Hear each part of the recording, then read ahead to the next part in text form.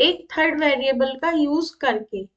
तो basic mean क्या है कि हमारे पास दो वैल्यू है। चलो करके देखते हैं, फिर समझ में आएगा। तो मैंने एक वेरिएबल ले लिया num1। इसमें मैं क्या करने वाली हूँ, अपनी वैल्यूज 1 स्टोर करने वाली हूँ, जो मैंने 2 मान लिया। फिर हम दूसरा वेरिएबल ले लेते हैं num2, और उसमें हमारी दूसरी वैल्यू हो गई सपोज 6। तो वही है कि हम 2 वैल्यूज लेने वाले हैं, वो हमने ले लिया। दो वैल्यू हमने दो वेरिएबल में स्टोर करा ली, num1 में और num2 में। ठीक है। अब हम थर्ड वेरिएबल का यूज करेंगे और इसको स्वैप कराएंगे। बेसिकली जो num2 की वैल्यू 6 है वो num1 के अंदर चले जाएगी, और जो num1 की वैल्यू 2 है वो num2 के अंदर आ जाएगी। अब इसको हम एक सिंपल प्रिंट करा के देखते हैं। प्रिंट एक छोटी सी स्ट्रिंग ले लेते हैं num1 करके। इससे हमें पता होने वाला है कि ये हमारी num1 की वैल्यू है, और हमने num1 वेरिएबल प्रिंट करा लिया। और सेम चीज हम num2 के लिए करने वाले हैं।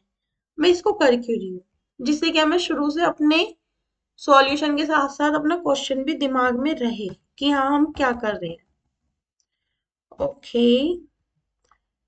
और इसमें यहाँ पे थोड़ा सा इज इक्वल टू जैसा कुछ लिख देते हैं, ज्यादा कुछ नहीं, बस देखने में थोड़ा सा अच्छा लगेगा। हम्म, इसको हमने रन किया तो बेसिकली हमारी num1 की वैल्यू 2 है और num2 की वैल्यू 6 है, और यही हमने सिंपली दिया हुआ है। ओके। अब हमें करना क्या है कि ये num2 की वैल्यू हमारी 6 है ऑलरेडी, तो ये 2 होनी चाहिए और num की वैल्यू 6 होनी चाहिए। अब हमें थर्ड वेरिएबल का यूज करना है, तो चलो सबसे पहले थर्ड वेरिएबल ले लेते हैं num3। तो मैं num3 में क्या वैल्यू दूं, मैं num3 में वैल्यू दे रही हूँ उसकी num1 की। ऐसा क्यों? अब इसमें क्या है कि ऐसा लगेगा कि वेरिएबल में वेरिएबल, ऐसा कुछ नहीं होने वाला है। यहाँ पे हम वेरिएबल की वैल्यू इसके थ्रू प्रिंट कराते हैं। अभी हमारे num1 जो वेरिएबल है उसमें क्या स्टोर है, 2। ठीक है ना। तो जैसे num3 है, अब इसकी वैल्यू क्या है, वो जो num1 के अंदर स्टोर है। तो हमने num3 एक वेरिएबल लिया है, उसमें num1 स्टोर कराया है, तो हम num1 पे जाएंगे तो 2। तो बेसिकली इनडायरेक्टली इसमें एक वैल्यू स्टोर हुई है जो कि है 2। num3 की वैल्यू भी 2 ही है। ठीक है। अगर हम यहाँ प्रिंट करा के देखें तो num3 की वैल्यू हमारी वो ही आएगी जो num1 की है, सिंपली। ये रहा num1 की वैल्यू 2 और num3 की वैल्यू भी 2। ये 3 में कंफ्यूज मत होना, ये तो हमारा सिंपल वो है, नेम स्ट्रिंग वाला। तो num3 की वैल्यू 2 आ रही है। ओके। अब क्योंकि जो हमारा num1 है उसकी वैल्यू हम num3 में स्टोर करा चुके हैं। ठीक है। अब हम num1 की वैल्यू अगर चेंज भी करते हैं तो हमारे पास वो वैल्यू ऑलरेडी रहेगी। अब मैंने num1 में num2 की वैल्यू स्टोर करा दी। ठीक। अब इसमें num2 की वैल्यू पे क्या फर्क पड़ने वाला है, कुछ भी नहीं। ठीक है। num2 की वैल्यू तो ऐसे ही प्रिंट हो जाएगी क्योंकि हमने उसके साथ कोई छेड़छाड़ नहीं की है। हमने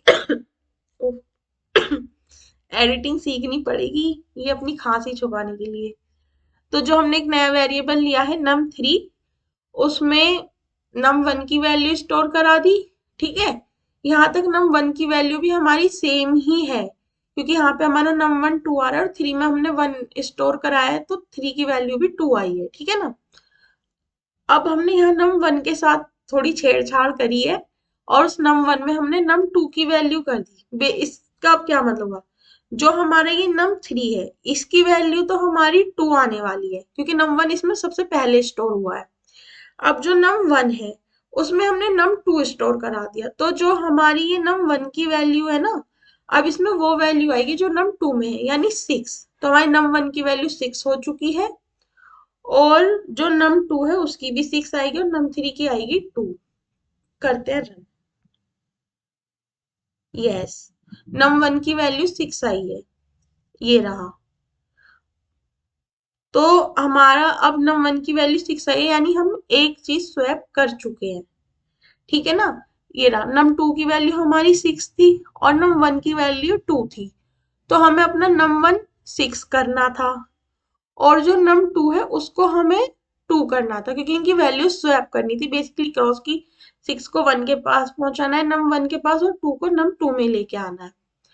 तो हमारा जो num1 है वो तो 6 हो चुका है, पर अभी हमें num2 को फिक्स करना है। ठीक है। तो अब num1 की वैल्यू तो वो मिल गई हमें जो हमें चाहिए थी।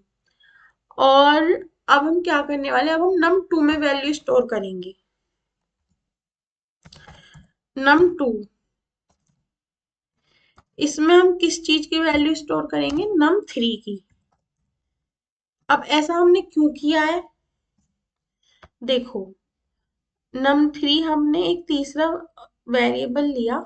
इसमें सिंपल मीनिंग यही है, num1 है, num2 है, num2 की जो वैल्यू है उसको num1 में पहुंचाना है, num1 की वैल्यू को num2 में लेके आना है।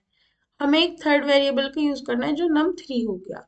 तो num3 में हमने पहले ये वैल्यू स्टोर कर दी जो कि 2 है। ठीक। और फिर जो num1 है, क्योंकि अब ये वेरिएबल को हम चेंज कर सकते हैं, हमारे पास एक वैल्यू जो 2 थी वो सेफली स्टोर हो चुकी है। फिर num1 में हमने num2 की वैल्यू स्टोर कर दी। तो ऐसा करने से ये वैल्यू तो ऑलरेडी वहां पहुंच गई। अब हमें num2 में num1 की वैल्यू लेके आनी है, और वो हमने सबसे पहले num3 में स्टोर कर दी थी। इसलिए हम अब num2 में num3 वाली वैल्यू लेके आ रहे हैं। तो अब इसकी वैल्यू इतने में ही, मतलब ये बेसिकली सिंपल से स्टेप है, ये 3 स्टेप। 1, तीसरे वेरिएबल में पहली वैल्यू स्टोर कर दो, फिर जो पहला वेरिएबल है उसमें दूसरे की वैल्यू स्टोर कर दो, और दूसरे वाले वेरिएबल में फिर से पहली वैल्यू स्टोर कर दो जो हमने टेम्परेरी इसमें सेव की थी num3 में। ओके, इस तरह से हम टेम्प भी ले सकते थे क्योंकि टेम्परेरी वैल्यू सेव करी है। तो अब यहाँ पे num1 की वैल्यू हमारी 6 आने वाली है और num2 की वैल्यू हमारी 2 आने वाली है। वैल्यू स्वैप हो चुकी है। करते हैं, ये रहा। और हम ये num3 हटा देंगे, ये बस हमने समझने के लिए ही लिखा था।